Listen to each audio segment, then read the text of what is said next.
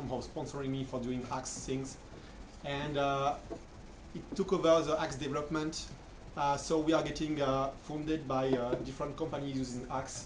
And I would like to thank Gamesys for joining us recently. And so we get different companies funding us. And thanks to that, we can hire different people working on the compiler. There is maybe you know Simon Krajewski, and Lily working on different things. So we have different people like this working on improving the website, building tools, maintaining the compiler, fixing the bugs that you don't know yet are there, but you might find at some point in the future, and releasing new versions. So that's what we are doing on the. We are still a small group. We are independent, working all over the world, and so we don't have office or anything. Some like you might imagine for like a big company. And so last year, I was thinking what Haxe actually miss. You know, you see all these like big new technology popping out, supported by big companies such as Apple or Microsoft, and we're thinking, okay, well, can we do the same thing as them? So Haxe is growing. It's not disappearing anytime soon. We have one of the best technology in the world in terms of compiler, in terms of technology-wise. We still lack on the marketing side in order to bring it to the next level of awareness and usage in the world. So one of the things I tried looking at last year was to find a CEO. Because I'm a technical guy, I'm an engineer, just like you. I just write program all the day, and I like it a lot. And business-wise, it's not my major. I'm not a business guy that much. And so I'm trying looking for a CEO that will help me bring Haxe Foundation and Haxe to the next level. And it's actually quite hard to find someone that have both the business aspect and the technical aspect, because you know Haxe is quite a particular technology. I meet with someone who's called Thomas, and we spend hours in meetings. He came from a more startup business background, and I managed to explain it what Haxe was about. I mean, not the macro part, but the language itself. You know, what does it bring for developers? What does it bring for a company in terms of saving? Different teams working on different platforms and be able to create one single team, all working in the same language. I think that's, I mean, even for like traditional business, it's a very great proposal to use as a language. And he got that, because I explained a lot. and then we found it's actually difficult to turn an open source technology into something that brings a bit of profit to invest in making bigger. If you have a big backing from like Microsoft or Mozilla or any companies that have or Apple that is already big company with big business, then it's pretty easy to get all the marketing things for you. But we don't have that. We are independent. We've been open source from the start, and so we thought, okay, how can we make things? So we start thinking about creating services for the community that will have a free version for open source software and paid version for the business, such as, for instance, continuous integration and be able to cross-compile and test your code on different platforms, which is something very specific to Haxe. And in the end, it started turning more into something like a startup. And I find, well, I'm not sure I want to go this way. I'm not sure Haxe Foundation has to go the startup way, trying to get money from VC or these kind of things. I wanted more to keep things about open source and community the way we do right now. So after much discussion, we decided not to go this way, so we move apart. And right now, I'm still thinking of different possibilities to do this for Haxe, to bring it to the next level. We're still working on the compiler and fixing the issues and all the things that we do every day.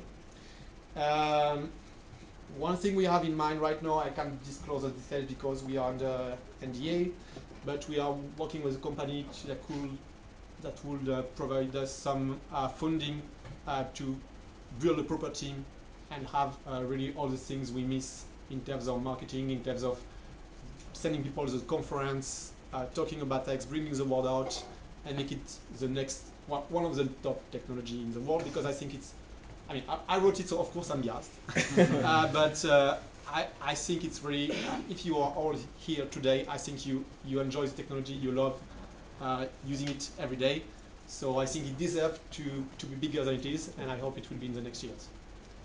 So that's another thing I do by day, is running X Foundation, and one of the things that I have my own gaming studio called Shiro Games, where I build games for a living, because I need to feed myself and drink a lot of wine. And so we are doing games, independent games on Steam, and so I'm a daily X users, which is, I think, very good, because sometimes when you build a framework or a technology, you spend all of your time building the framework and technology, but you don't get the time to use it yourself, which makes it hard to make actual decision for it. You hear the users, but if you aren't a user yourself, it's you don't get exactly the whole image. So I'm writing a lot of hacks every day, making games, and yeah, we are 8 people studio right now in Bordeaux, in France, working on Steam games. I'll show you detail about this before. So, and on my free time, I still write a lot of code. Hobby is still my main hobby is still programming. I love programming. It's very creative. Always have a lot of ideas, things I could write, much more than I have time for it. And in the past year, I've been working on a new target for Axe called HashLink. So before it was called HL, which was the initials for it, but the official name is HashLink. And I will present it to you today. So if you can put on the website. So this is a rough website for it. You can find it on hashlink.x.org. And this is a new X target. So HashLink is a virtual machines for Axe. So you might think, but we already have one, maybe. It's called Nico. But I wrote Nico before, and while Nico is a good virtual machine, it's not been designed at all for Axe in the first place. It was meant to run for dynamically typed programming languages, and X is statically typing. So I have thought for several years about what I could do to improve the speed of Nico, what I could do to do things better. But I don't have time or the actual use case in my daily work to spend enough time on this.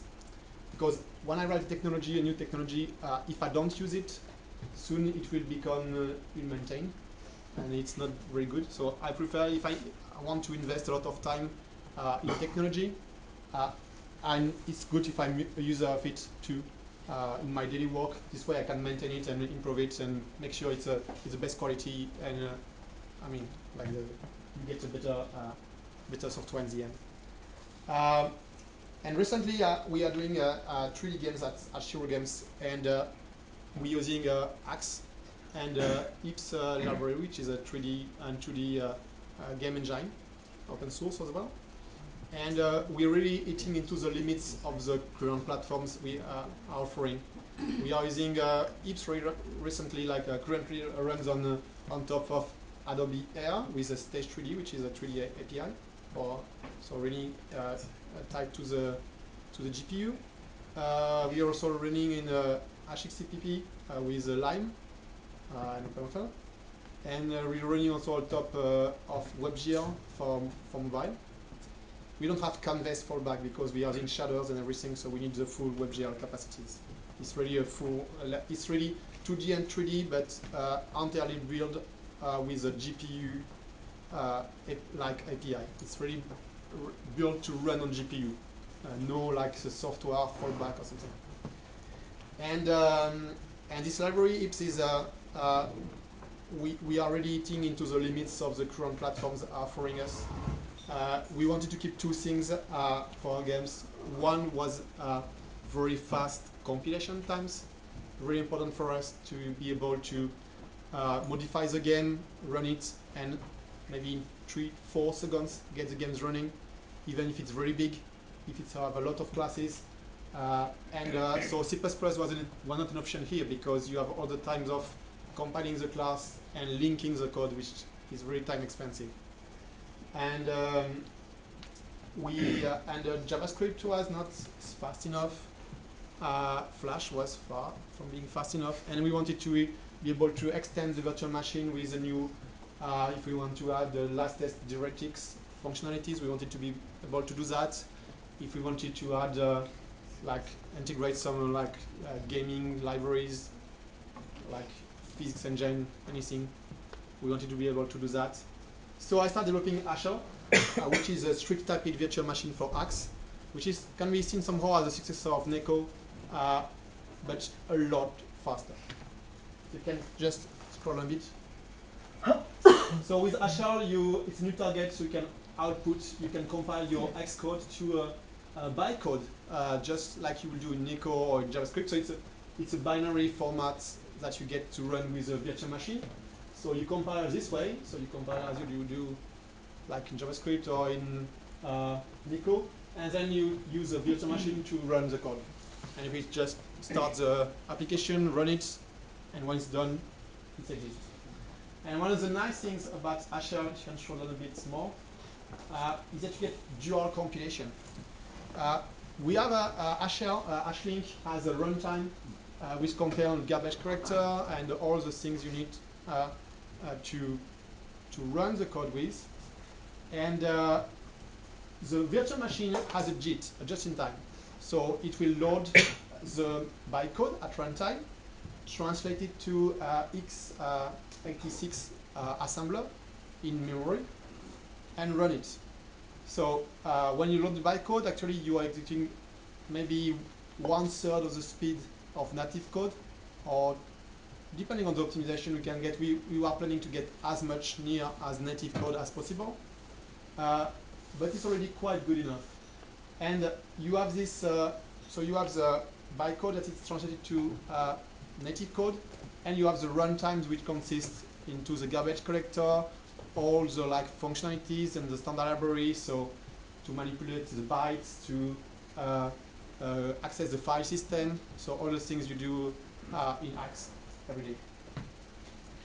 And you can, instead of compiling to bytecode, I mean, when you compile to bytecode, you get very fast compilation and loading because you don't go to any other compiler. The gist is almost instantaneous. It takes 100 milliseconds to JIT the whole program. So you get very fast load time. But it's not the best speed you can get. To get the best speed, you can do that. You can compile directly to a C program, which is the same C program, which is exactly the bytecode is translated immediately to C. So you get a compilation to HashLink bytecode, and then the bytecode is translated to C. So it's a very, very big pile. It's like, for my game, it's like you get 40 megabytes of C. So it takes a lot of time to compile. But then you get a very optimized output because it's the same, exactly the same code that you run in the JIT, but it's been optimized by a C compiler. So all the things that the C compiler can do for you, such as animating the code, doing all the optimization you might expect for such a compiler to do. So it takes a lot of time to compile, and you are absolute guarantee that it's exactly the same thing that you will have with a JIT. It's just faster. So, like I say, like on the website on hashlink.org, you can use HashLink JIT, which is this way of compiling and running for daily code when you do the development, and you get very fast compilation time. And when you want to do a final release, you can compile to HashLC, and you get the best performances. So you get very extra performances for that. And also you can port on some platforms using HashLC that are not supported by the JIT, because the JIT runs right now on Windows, Linux, and OS X using x86. Sorry. I'm planning to add a JIT for 64 bits as well. It's already, but the C compiles in 64 bits as well. So you can compile both 32 bits and 64 bits binaries. And you can compile on all the native toolkits for Android, iOS, etc. While still testing on the daily using a JIT. And they share, like I say, they both share the same runtime. So if you compile on JIT, if you run on JIT, or if you run on C, it's the same runtime. So you don't have any difference in terms of experience. Let's go down a bit. So in the runtime, you have a lot of features. You have, of course, it's fully compatible with the X specification, so we pass all the X unit tests. We have thousands of them running across all the platforms X compiler supports, and Asher pass all of them. You have support for file I/O, regression, spatial networking, so all the things you want to code with. You have the whole sys package available in Asher. We have Unicode string by default, which is something right now in Axe, depending on the platform you compile, the default string implementation might vary. You don't get exactly the same result unless you use specific classes for that. So garbage collector, and you have, so like I say, you have x86 and 64 HLC compilation, and if you use HLJIT, you get only this band. So together with Asher, I'm using several libraries that I built for my games. One is a format library which allows binary format to zlib, so all the can read and write zip files, all the compressed format just as PNG. You get JPEG decoding native, image scaling and resampling, which is actually a small method but very optimized, so it can run very fast. And we add more things that we go to support native formats and get more like very low level fast operation that you can use in programs or libraries. And then there is some small UI library to have some kind of message alert box or scroll text log with custom buttons, which we use, for instance, to display errors like the same you have in Flash. You have an exception and you have a stack trace, and you can continue or dismiss. You know this one pretty well, I know, I guess, some of you. Async timer to be able to abort a program that turns into an infinite loop. You get to be able to get a stack trace for this also as well. Right now it's only supposed for Windows, but I'm planning to implement it for other like operating systems as well. And we have a SDL library wrapper that is mainly used for games, for main games. You can create windows and resize and get all the mouse and keyboard events. Get a full OpenGL API access that you can use in any engine. Support organ controllers and native cursors. There is no yet sound support. I'm planning to add that in the following upcoming weeks. And so, performances. It's a early performance benchmarks show that Asher is like sometimes 20 to 30 times faster than Nico was. It's on some example. Right now the JIT is still a bit rough. It's not fully optimized. There is a lot of things I can do to optimize it further. And it's already, in some tests, it's already beating V8, which is a JavaScript virtual machine by Google, on some benchmark. Not all of them yet. Working on it. But they, well, it's a big difference between Asher is that it's a restricted type in bytecode, so it can do a lot of optimization. For instance, if you call a method on a class and it's not overloaded by overriding by any other subclass, then it doesn't have to go to the method table. You can directly call it because it knows for sure that this is the methods you're talking about and not. So it makes automatically all the methods final somehow. It's very, very fast. And so we have a strict virtual bytecode, Asher bytecode, which helps to do a lot of optimizations. We're using I'm using SSE2 for all the like number calculus, so all the floating point support. It's entirely compatible with C, so it means that the code you're compiling with JIT or with HLC gets the same behavior as the same C program. in terms of calling conventions. Well, that's from the technical details. One thing that I was interested in working on was if you are familiar, it's not the case with JavaScript because JavaScript is not that statically typed, but if you're working with Axe, C++ or Axe Flash, maybe you notice that when you're using anonymous type defs, as they are often called, like we call them anonymous objects or structures, so no classes objects. When you access them on a native platform that have strictly typed such as C++ or Flash or C# and Java, so they are the statically typed platforms we are supporting in Hash right now. They will have slower access time than using a class instance because of the nature of being classless. They have you need additional support for them to support structural subtyping and all the features that they come with it.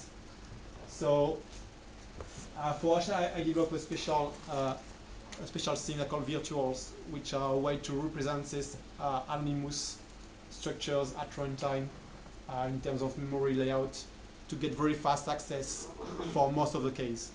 I mean, not all of them. If you're really doing reflection and constructing all the things using pure reflection, you will get the same, a bit slower access. But if you're doing just normal code using anonymous out of convenience, instead of declaring class everywhere, then you get almost the same performances as using class, which is a good thing. So similar things like object note, when no override exists, we can statically depass it instead of dynamically depassing it. We don't have to look for the object method table to resolve the method, which speed up things a bit. We have compact memory representation for all the values, so all the values have been really thought in terms of how much compact we can make them in memory and aligned to get the best performances in terms of CPU. Yeah, we planning, like for example, new field access checks. We right now we make a null check every time you access a field, but we are planning to inference this through the wall method to or even the wall program to be able to eliminate, for instance, if you access X field on an object, you do a null check the first time, but unless if you don't change the variable after that, you are sure it's not null anymore. So you don't have to null check every time. So we will remove all these checks, extra checks. And you get also low-level access for pointers, single floats, also all the things you want to do if you want to do very low-level things to be able to manipulate bytes. That's more for the library writers, not so much from the daily user.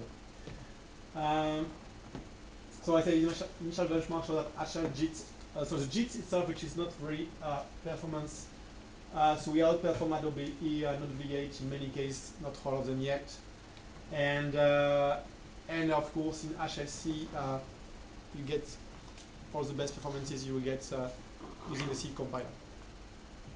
So right now I'm using an alpha. You can get the source on GitHub. The repository for it, if you go on, or you can go on this website, it's hashlink.x.org. And we also pre-compiled binaries for Windows because we know it's painful to compile things on Windows. But you get the makefile that works for OS X and Linux. So you can use the whole things I present today. Just after you leave this room, you can go on your computer, download it, test it, run it. If you have any problem, you open the issues. It's still an alpha. Expect some bugs, but it's already working quite well. To compile with 2hasher, you need X nightly. You cannot compile using 3.2 or even the release candidate of 3.3 requires you need a much more recent version. So it will be full support for it will be in 3.4, which I have not yet released yet. But you can, if you click on this link, you get access to the nightly build of Axe that you can install to test with Hasher. Oh, so this is a game I'm working on. It's called Northgard. I can maybe show you I can, yeah, let's make a short video of it. Just to show you the kind of stuff you do with Haxe.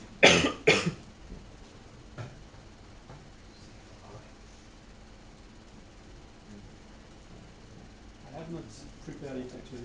I should have.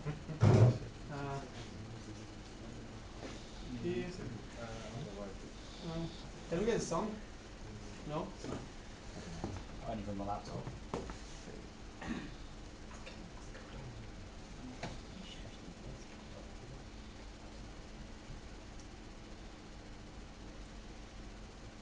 Yeah.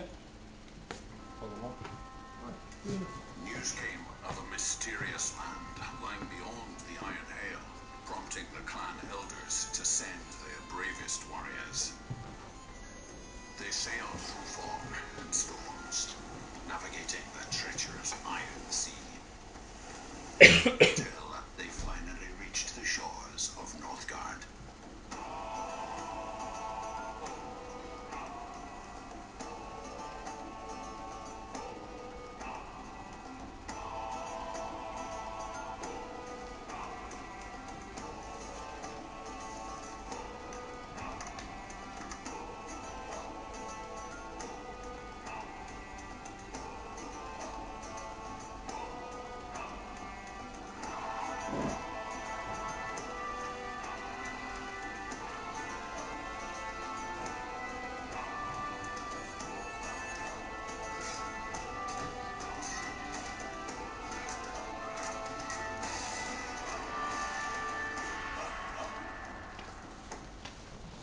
So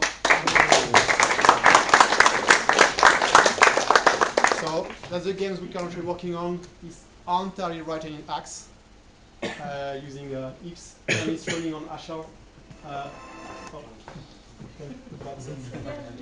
You want to see it one more time? So at first we started with using, of course, Haxe. In my company, everybody has to use Haxe. I'm not forcing them to do so. They like it, actually. So we are starting with Haxe and Adobe Air. And right now it's runs the same game without changing almost a single line of code. It runs with HL and HLSDL with the same performances. Most of it we are limited by the GPU in terms of performances. So of course changing HL doesn't upgrade your GPU magically. But we're saving a lot of things. So we have 1,200 classes with a lot of methods. I've been doing some benchmarks on my home computer, which is a bit old, which is a 2 GHz Intel. If you do a work project compilation, takes 18 seconds, which is quite a lot, I find. But and using a compilation server, we jet to 2.4 seconds. And with no change, and with some change, we need to recompile a lot of class. So we are still under 6 seconds. So this is using HL. It's a bit faster than Flash. Should be a lot faster than C++, for instance. We've been using HL. We've been some extend performances because we are GPU limited, and but we have reduced memory consumption from 900 megabytes to 700 megabytes, which leaves us quite still a lot of room, but it's not. We are not memory bound, but still better than the other way, right? I'll scroll down a bit more. So HL is open source, of course. Available under the MIT license, which is you can run, of course, any commercial code using that, and it's supported by Haxe Foundation. So thank you. If you have any question about it or about Haxe Foundation, Haxe, even macros, I'm open to it. Brilliant. Cool. Yeah.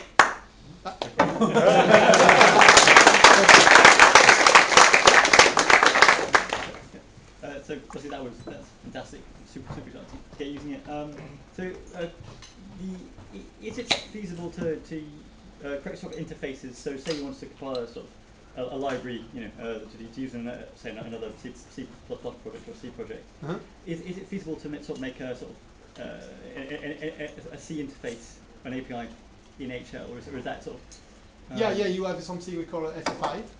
So you have an FFI. So Actually, FFI is pretty easy in HashL because, like I say, all the values are the same memory representation. You can use something called HashL types bytes, which is basically a void pointer that you can do all the manipulation from C, or you can wrap it using XIO bytes, which is a way to do that in Axe with bound checks. But yeah, it's quite easy. You can look at the examples, like the library I wrote for SDL, for instance. It's just a little bit of stub code to write to be able to add access to any C library or C++ library to HashL. There is not yet maybe some way to directly wrap a C++ object to HashL, if that's what you're asking. Yeah, it's kind of the inverse of where you're using SDL as a library. So doing the other way around, writing a library in Hat, and then applying it to native, and then plugging that into another project and say, I mean, yeah, well, we could do that as well. I think with a JIT you get dynamic code loading. Yeah. But with a C you need to compile DLL, and it is possible. Yeah, because they share the same runtime. Yeah, so it's possible. Yeah. Cool. Okay. Thanks. I was going to ask about integration. Have you got plans to integrate with Objective-C like native components and Android native components? Because obviously, for lots of people that are interested in the mobile market, yeah, that's kind of a big problem at the moment with Haxe. It's kind of possible to do it, but it's not probably easy, I would have thought. Oh, well, if you're using, depending on the platforms you're using, if you're using OpenFR, for instance, deploying on mobile, just sending a few commands and it runs.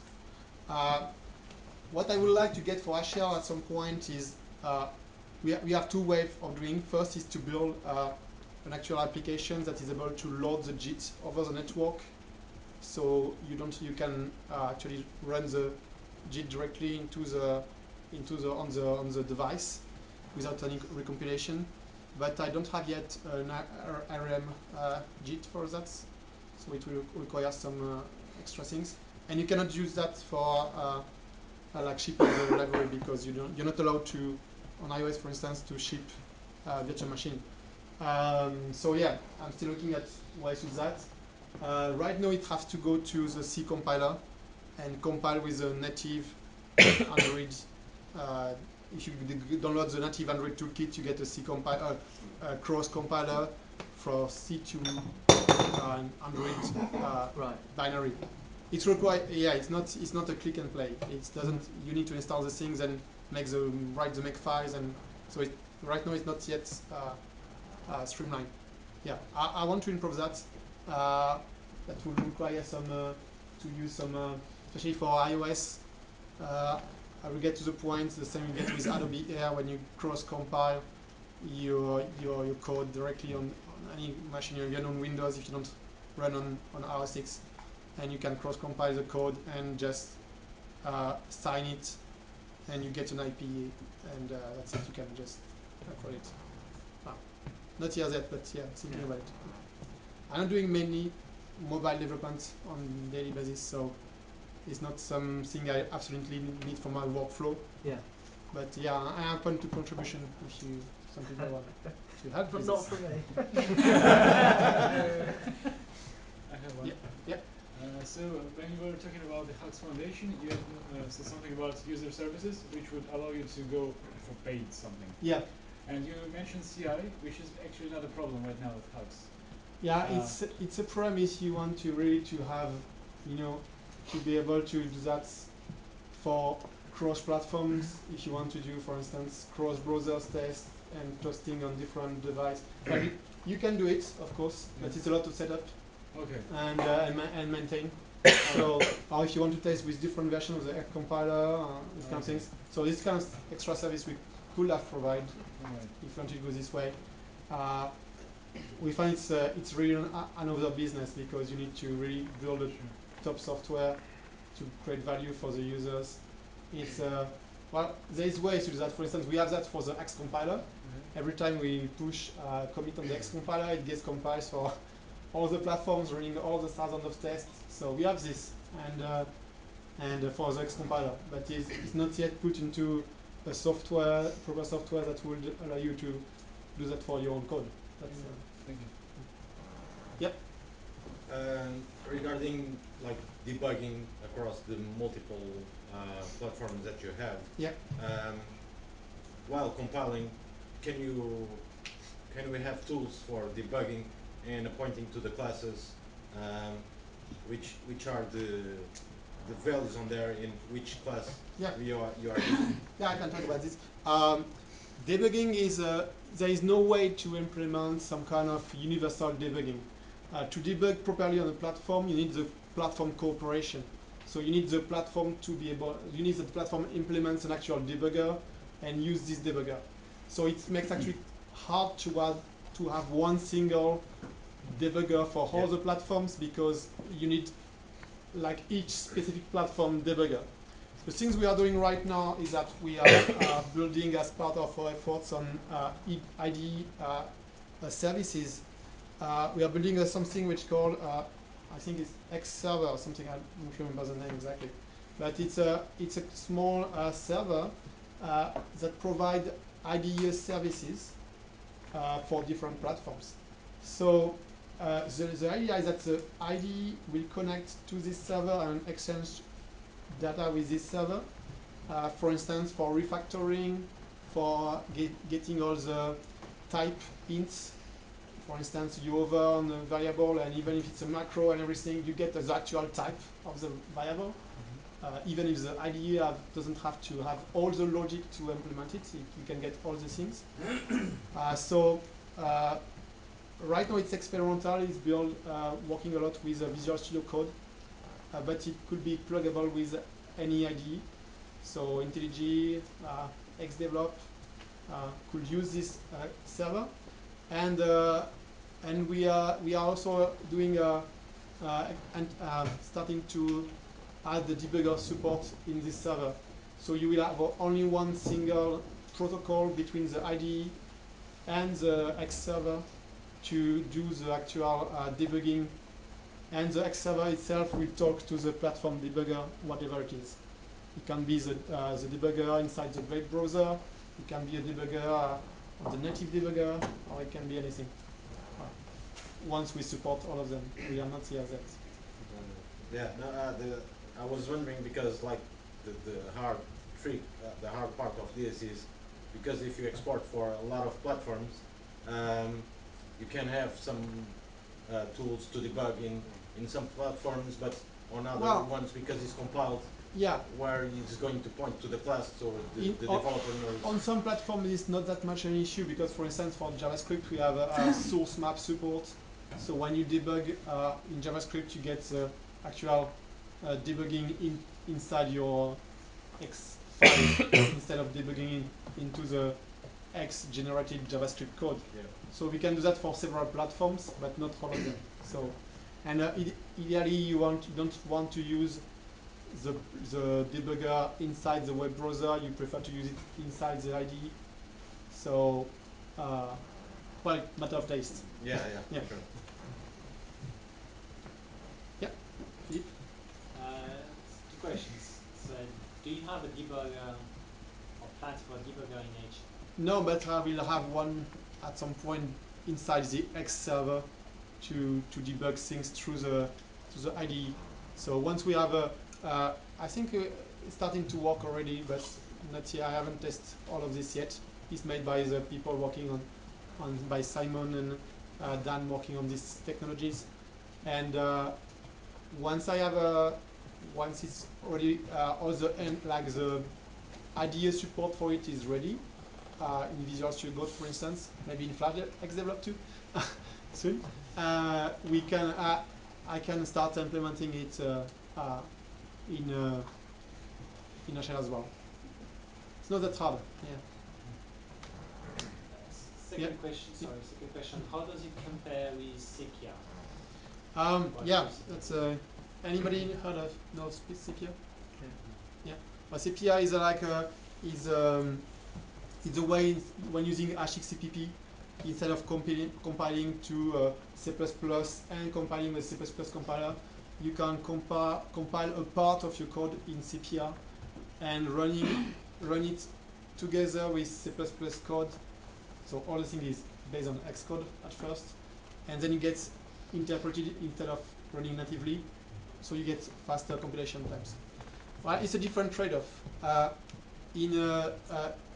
If using HXCPP, you can have, for instance, if you're doing a full C++ compilation, you get kind of full compilation, which takes sometimes and takes a lot of time to link, depending on your platform, depending on the amount of code you have.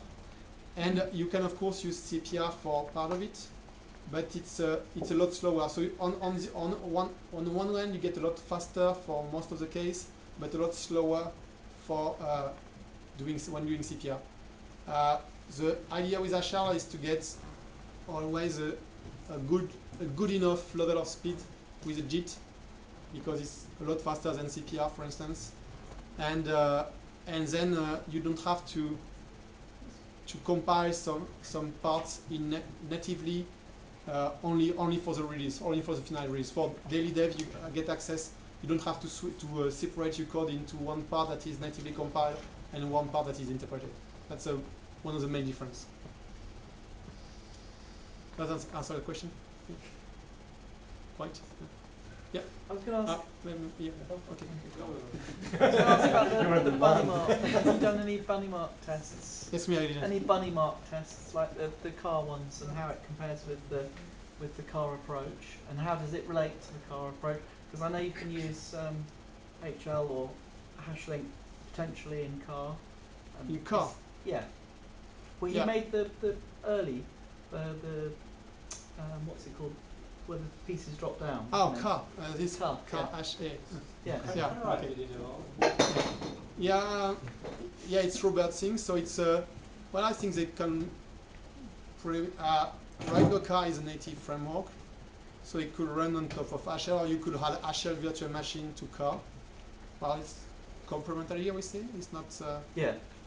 Yeah. Have you done some bunny marks? Have a kind of feel for how it compares in terms of approaches? Yeah, it's a. I mean, obviously there's disadvantages and advantages. Yeah, car is more like an API for graphics programming. So HL is more about virtual machines. So you get SDL support with OpenGL2, which gives you one API for graphics programming, and you could instead use car, I guess, in HL to get another API for graphics programming. And yeah, that's answers the question. Yeah. Yep. I was going to ask a question about the output from HLC, the C code that it outputs. Is that targeting a particular compiler, or is it fairly portable code that's outputted specifically for GNU C? Yeah, it's right now I think it requires C11 because we use Unicode string literals. But well, we could trick into using something different or having some kind of another notation for the strings. So right now, just I wanted to go quick and do that. But apart from that, it's just standard C. It's nothing, no specific extension. Yeah. So now you've got HashLink. Does that make Nico redundant now? I mean, is there any benefit to using it? Yeah. I think Neko is not been evolving a lot in the past years. So I think I will focus my efforts on HashLink. So, well, Neko is working, so you can keep using it. But you'll phase it out, maybe? Ask me? Would you phase it out? Yeah, we might phase it out. Not really, because first there is a lot of application out there using Neko, so we don't plan to drop support for it.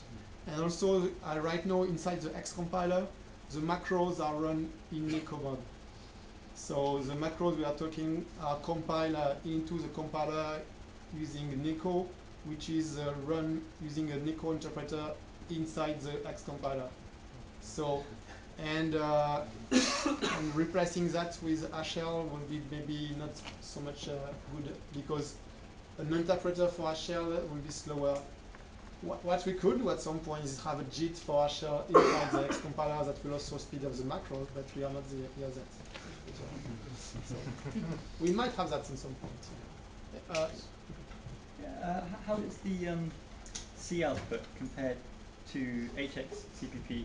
It's ugly. In terms of performance, is it very similar, or is it? Oh, in terms of performance, I would say it's a bit faster because it's using C instead of C++, so you don't get the little extra cost of C++. And since it's all one big file, you can get a lot of optimization for the compiler in the same module. You don't get all the. But yeah.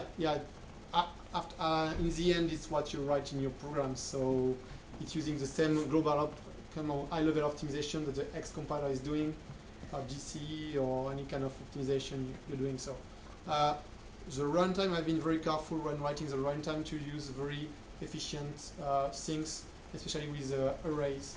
So you use an array of floats. It will be really like packet bytes, and you don't get some extra objects or something. So it's efficiency. It's I would say as much or maybe a bit better, but pretty much the same. Yeah. I was going to ask there was a question. Sorry. No. Okay. Can I ask about Modtora? Can you run it as a web server? No, we don't. Yeah, I don't have plan to have Modtora. Would it be unsafe to run as a web server then? Modtora is an application server for Nico, and right now, for instance, HL doesn't support yet multithreading, so you won't be able to run Modtora in HL. Yeah. How easy have you found it to keep the C implementation identical to the GIT implementation?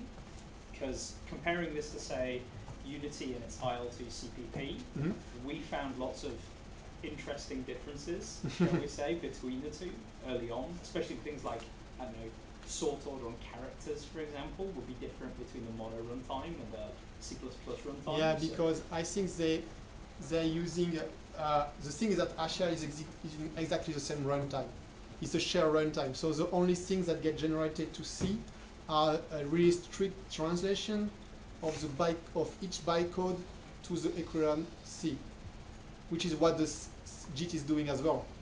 So the JIT is doing that in terms of directly is going from the virtual bytecode to the assembler in memory, and what the HLC does is that it translates the virtual bytecode to C. That will get compiled into assembler, but it's just one step shorter. But it's actually it's exactly the same semantics. So I'm not saying there might not be one difference, and if there is, it's a bug. So it needs to get fixed, because right now we have exactly 100. For all the tests I did, we have really 100% exactly the same thing. The only difference we have, for instance, is for call stack. You don't get the same call stack exactly, because when you run JIT, you get all the times you are always in debug mode, so you get all the call stacks with the exact line numbers in your Xcode when you get an exception or anything. But when you are in HLC, you get the file numbers and line numbers of the C code, not of the X code. Right now, we could use a sharp file, sharp line to generate this and have this in the X code as well. That might be interesting. Yep. Hi. This question is more about just hacks in general. Yep. So one of the reasons I started using hacks was I really didn't want to write any JavaScript code. And since then, JavaScript's come a long way, and since ES6 we have some interesting new syntax around object destruction and things like that.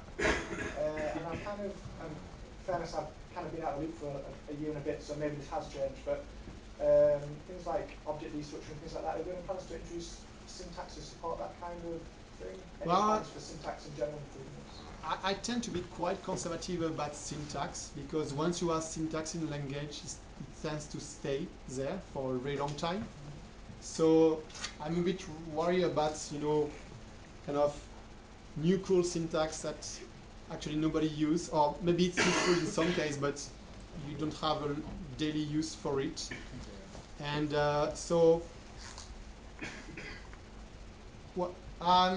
for objects, we also have to be careful, because we don't control all the platforms.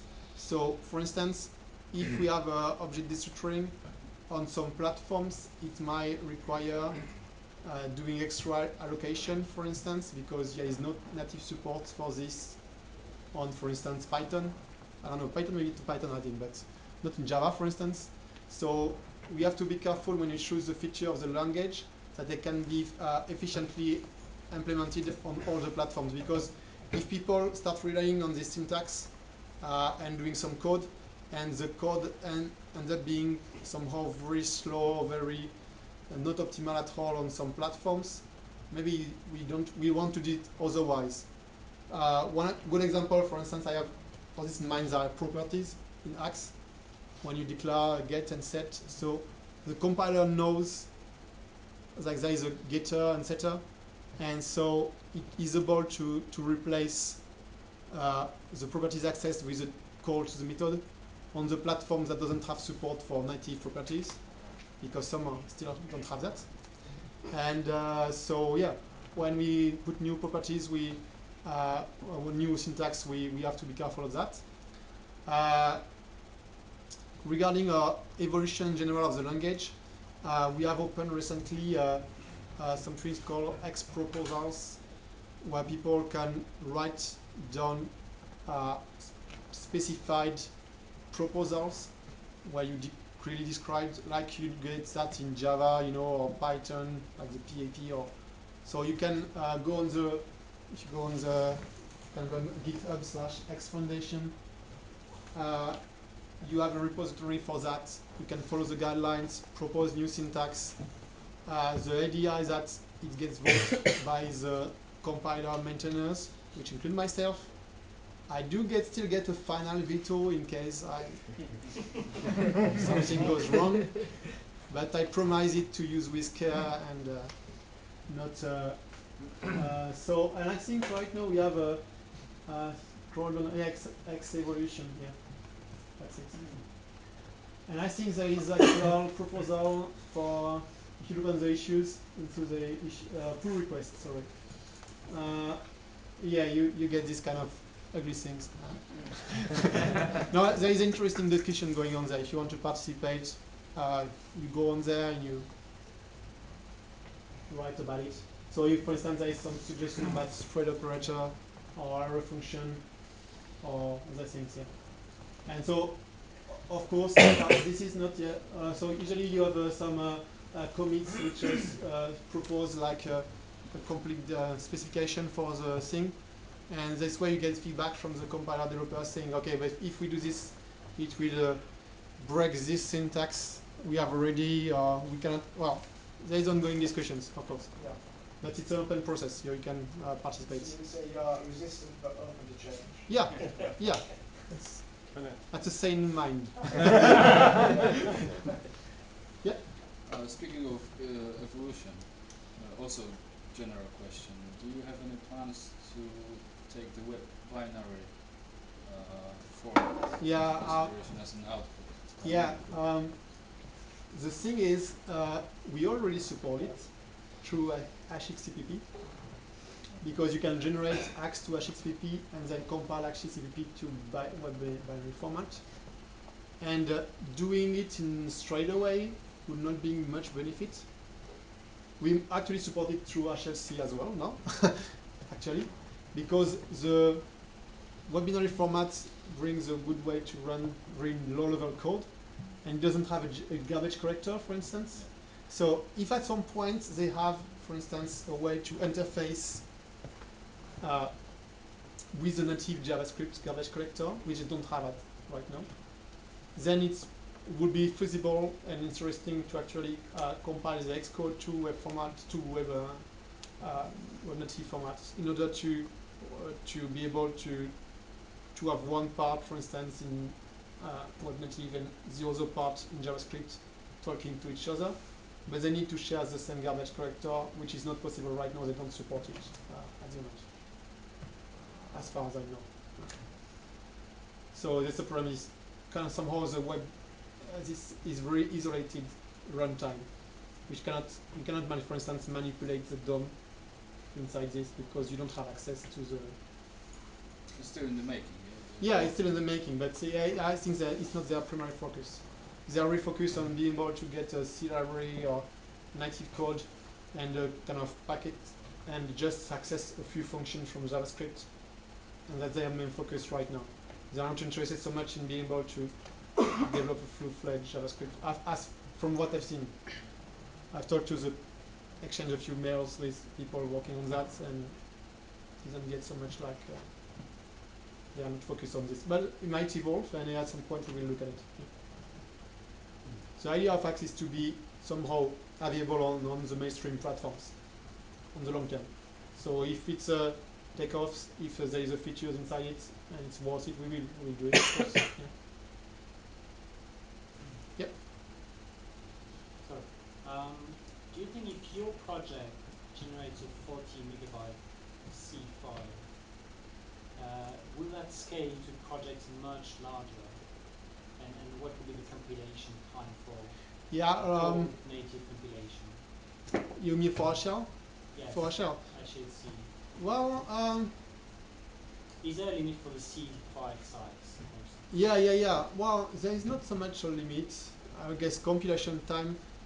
If actually C compilers are quite fast because they don't have, as long as they don't have to do a lot of includes for every slice, it's actually quite fast.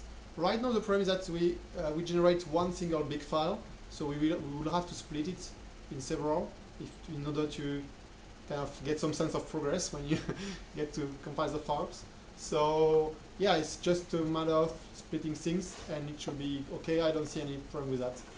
Yeah, ultimately you can go and split the C file instead of one single one. Well, actually we have already a splitting because I found that Visual Studio Debugger has a limit of 55,000 lines per file.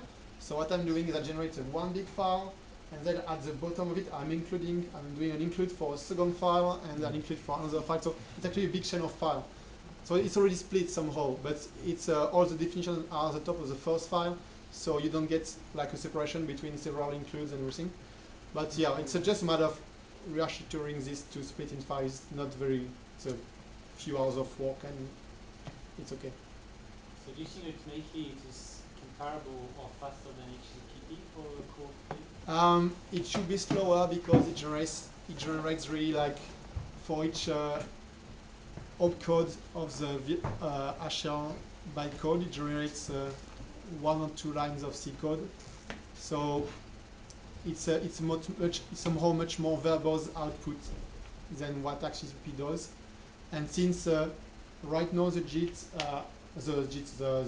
output contains a lot of temporary variables, it requires some additional work for the C compiler to optimize it correctly. So I will say slower than when doing the release. If you want to run it with full speed, it should be slower to compile than HXCP. It should be a bit faster to run, but slower to compile. So yeah, it's really meant to be used using the JIT on daily development. If you would go mobile and support ARM, you probably would want to do some ahead of time jitting. Yeah, IoT or I think right now you can run a virtual machine on a device if you don't. It's a dev app. Yeah, it's a dev app. You could sign it and put it on your device. I mean, yeah, it's possible. Or you could camouflage it as a game. So don't get caught.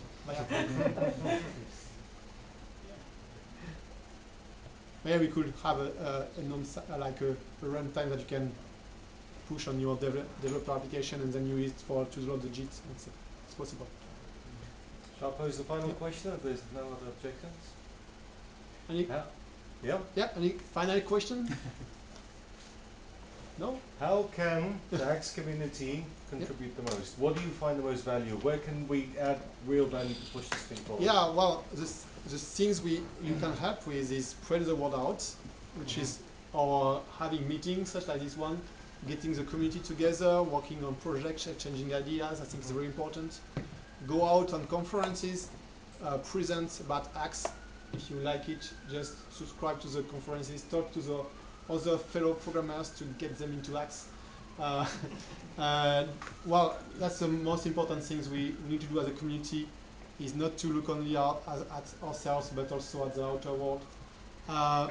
Also build libraries, like create new, we cannot, as Axe Foundation, bring a solution for all the workflow, for all the usage of Axe. There is so many.